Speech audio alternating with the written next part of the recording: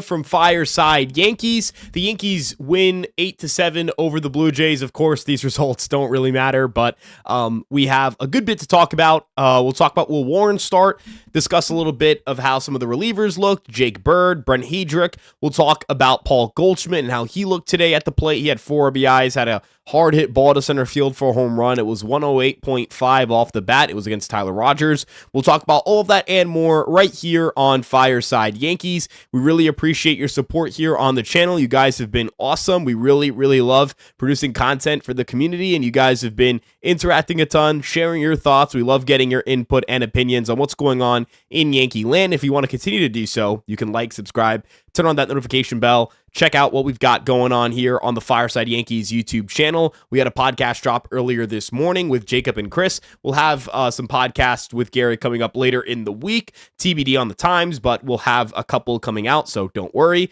And with that being said, let's get things rolling. We'll talk a little bit about what's going on in Yankee land. We'll talk a little bit about the offense, but we'll start by talking about Will Warren. Will Warren today had a strong performance. He put together 2 2/3 innings pitched, 1 earned run, 0 walks, 4 strikeouts, 4 hits. If the wrong pitch plot on screen, I'll get the right one up there in a second, but the right-hander looked sharp. I mean, I thought his stuff looked really good. 4-seam fastball was sitting at around 93, which is where you're used to seeing him. A couple of 4-seamers on screen there. I really like the 4-seamers from Warren. I thought the ride on those pitches were particularly impressive. If you look at his induced vertical break on the pitch today, which measures vertical movement, it was at 16.7 feet, inches, which is very impressive. It's pretty good. I mean, above average for sure, especially from his arm slot and arm angle. Usually averaged around 15 to 15 and a half inches of induced vertical break. So up an inch, that was really good. The fastball location I felt was pretty strong today. There were a couple of things that I wrote down that I wanted to talk about. Command of the sweeper, left a couple of those up, needs to get some of those down a little more. There were a lot of like left upstairs sweepers. I know some of them got some cold strikes. That's great, but I don't necessarily know if I love that pitch type. I think that for him, at least, he's going to need to kind of do a better job of avoiding leaving those hangers. He hung one to Jesus Sanchez, and that got crushed for a RBI hit. I liked the way he was using his 4-seamer on the glove side. His glove side command of his 4-seamer was awesome today. I was really impressed with that. Didn't throw a lot of changeups, didn't throw any curveballs, found that a little bit interesting. The changeup itself looked about as good as it did last year. No changes there. Fastball velocity was, again, in line with what we're used to seeing from him. Sinker, the shape didn't change much at all. The sweeper looked like the sweeper did last year. So no material changes here. I don't think that Will Warren added anything to his mix. I don't think Will Warren is going to add something crazy to his mix. And I also don't think that we're going to see Warren make massive changes to his pitch shapes. But I do think the location today was a little bit sharper. Again, I thought there were the sweepers horizontally were commanded well, not vertically, and the fastballs were commanded very well. Picked up 7 swings and misses on 23 swings and had a bunch of called strikes as well. His called strike plus whiff rate of 41%, 13 called strikes, 7 whiffs. That's really good. Like, that's really, really awesome. So a strong start from Warren. Nothing to really write home about, but a good amount of stuff to be like, hey, all right, cool. He looks where he should look. There was nothing of concern or of alarm after that performance. I believe he got up to, 49 pitches, so a good starting point for him to build up. After him came Jake Bird, and Jake Bird delivered 2 strikeouts, 1 hit allowed, no walks. That hit an infield dribbler, I believe it was. I don't think it was hit particularly hard unless I'm thinking of the wrong guy here, but I did not. Yeah, no, this one he did give up a hard hit. I'm thinking of Hedrick and Ismael Mungia. But Jake Bird, his stuff looks good. Like, his stuff looks really good. Sweeper had 21 inches of lateral movement, which is ridiculous. Like, he's really spitting the crap out of that baseball. The sinker shape looks like it did the last time out, which was doesn't have as much dip, but has more lateral movement. Curveball looks like it did last year. Threw a couple of the cutter / 4-seamers that we're used to seeing for called strikes, top of the zone. He's able to really spin the 4-seamer and cutter pretty well. They're not elite pitches, but they serve a role. And the point of this pitch is to be a pitch he can throw reliably in zone, set up his sinker and sweeper on the outer halves of the plate, whether that's into righties, away to righties, into lefties if it's a sweeper, away from lefties if it's a sinker.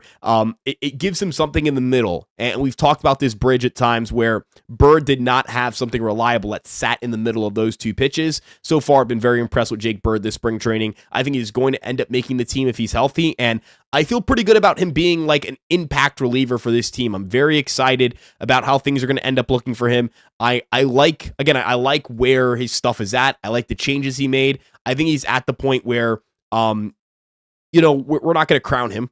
Crown anybody over spring training. We're going to routinely say this, but he is at the point with his mix where I do believe he's got enough to be a good big league reliever. And I did believe that in years past that Bird had the stuff to be a quality reliever. He didn't end up coming to fruition last year. It looked like it would, but the Rockies really used and abused that right arm, and he didn't adapt well to the Bronx. And I think part of that was literally adapting to a new environment. Coors, the ball moves differently out there.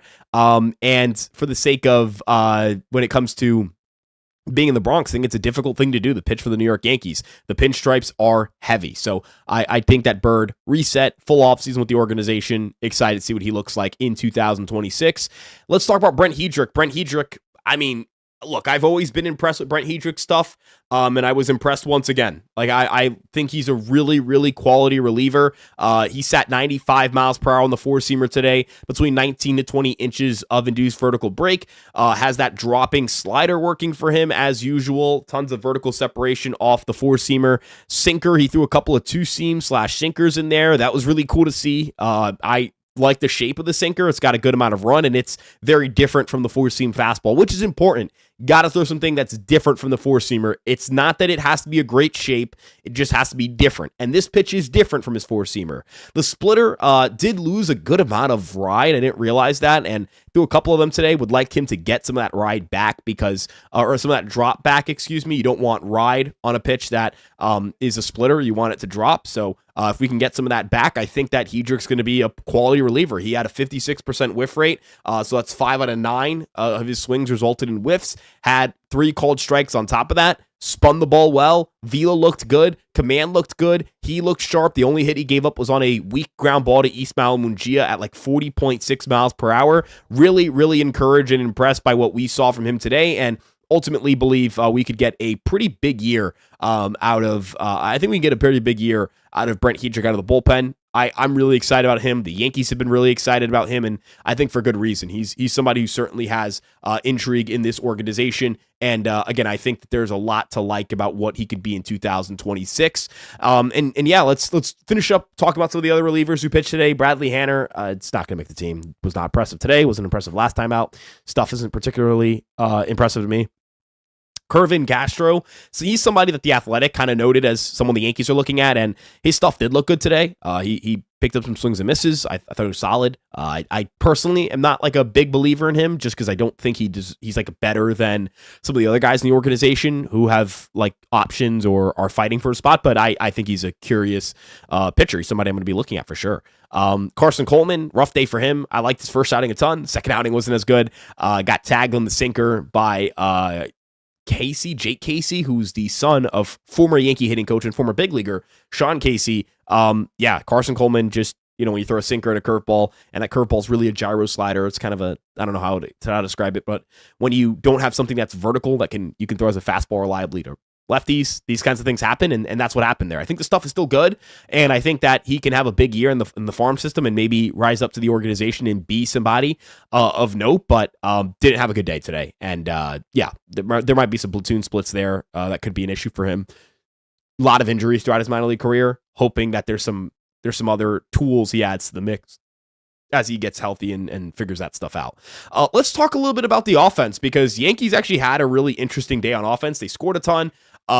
Their main guys faced a double-A guy, so I wouldn't take too much stock into what happened, but the at-bat I kind of would take a little bit of stock into, not in the sense of like, oh, change your outlook for this player based on this at-bat, but more so like, okay, this was tangible and good. This was tangible and good. It was a home run from Paul Goldschmidt. This home run from Paul Goldschmidt traveled a good bit. I believe it went 415 feet, 108.5 off the bat. It was off Tyler Rogers, a righty. And a couple of notes here. We'll let this trot play out a little bit, but look at where his hands are. His hands are way more up when he's set. Like he doesn't have that, like, it's not completely down. If you look at the bat angle is a little bit different than usual.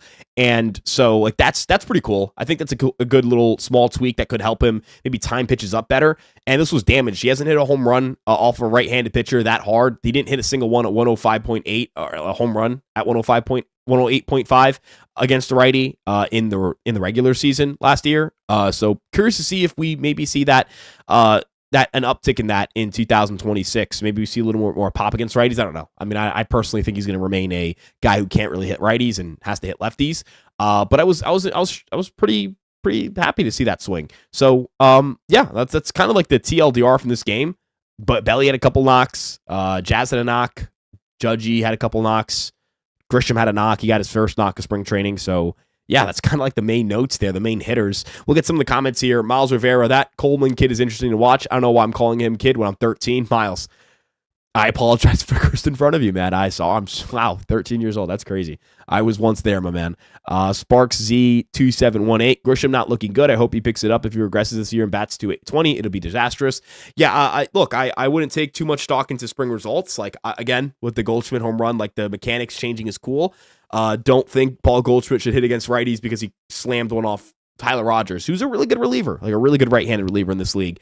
I wouldn't take too much stock into Grisham's results, and we're so early in the spring. Like, a lot of these guys are starting to, like, figure out, all right, what does live pitching look like? Cool, that's what it looks like. All right, let's I'll get in the swing mode. Let's get all right bats ready. Like, guys are just trying to get set for their big league season. He also asks, will LaGrange or Ben Hess be a bullpen piece, or will putting LaGrange or Hess as a bullpen piece be a good idea? Do we have them as future starters? I think you hold them as future starters for now, because there's just not, like, a lot of downside to it. There's not a lot of downside to having him be a starter in the minor leagues for now.